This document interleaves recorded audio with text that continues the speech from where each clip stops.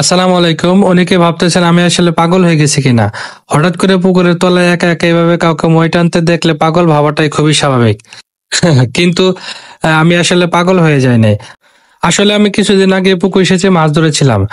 উদ্দেশ্য ছিল পুকুর পুরোপুরিভাবে শুকিয়ে ফেলা। তখন মোটামুটি শুকানো হয়েছিল। কিন্তু আপনি পুকুর পাড়ে খেয়াল করে দেখবেন প্রচুর পরিমাণে কাঁকড়ার গর্ত আছে। আর পাশেই আমার চাচার পুকুর। সেখান থেকে কাঁকড়ার গর্ত দিয়ে পুকুরের পানি এসে ভরে গেছে। প্রথমে পুকুর সেচের সময় সাবমার্সিবল বা জগ মোটর দিয়ে পুকুর সেচেছিলাম। এখন এখানে একটা ঘটনা আছে।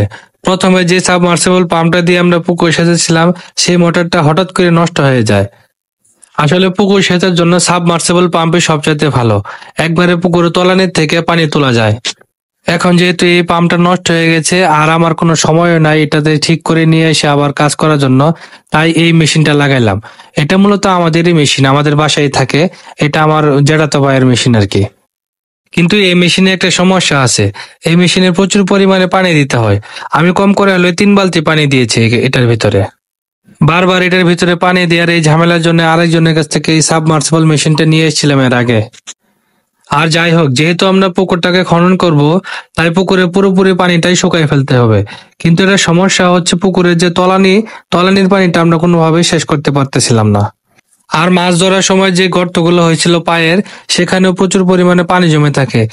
আর এটাই পুকুরে পানি না শুকানোর অন্যতম আরেকটি কারণ। তাই চিন্তা করলাম পুকুরে তলানিতে মই টেনে দেই।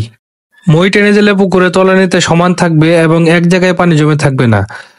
পরে যাই একটু একটু পানি আসবে, ওইটা দিয়ে পরে আর সমস্যা হবে না, সরাসরি ড্রেনে যেয়ে পড়ে যাবে। পুকুরে তলানিতে মই টেনে দিলে আরেকটা সুবিধা আছে।